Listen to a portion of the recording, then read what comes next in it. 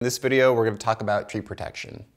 So when we talk about tree protection, what we're really trying to protect against is abrasion to the tree trunk and essentially damage to the cambium layer, which is the part of the tree that transfers the nutrients from the root systems up to the trees. And that's actually the fine layer right in between the tree bark and the actual interior wood or the rings of the tree. So that's where all the nutrients come up. And that's really, in addition to the aesthetics, we're really trying to protect against damaging the trees. Okay, so in front of me I have a few different forms of tree padding, a couple pre-made ones from different Slackline companies, but simply all you really need is a big enough piece of carpet, burlap, could be jeans, old jeans or something to wrap around that your actual anchoring material is going to come in contact with. Okay, so essentially what that is doing is it's protecting the bark of the tree or the trunk of the tree from any abrasion that might happen from the movement of the anchor slings. Okay, so typically, like from a primitive system, when we're using U-basket configuration, there's going to be abrasion points on either side of the tree where the sling actually departs to create the angle.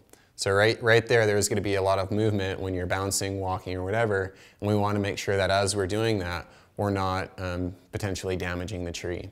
Okay, this is particular for primitive systems, but also for ratchet systems. When we talk specifically about ratchet systems, using the girth hitch method creates a very fine focal point of abrasion, right where that girth hitch is connected to the tree. So what we can do in addition to wrapping the trunk of the tree with some tree pro is actually put some sticks or additional carpeting right in there, right where that girth hitch is, to prevent any sort of movement from happening.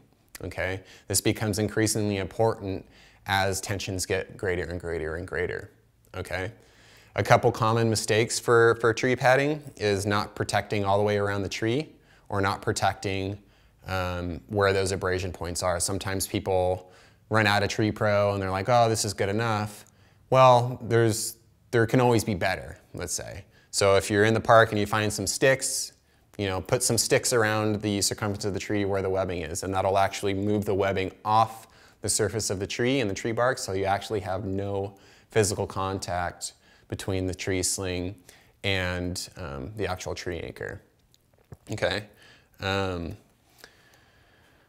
So there's a couple, like I said, there's a couple different types of tree padding.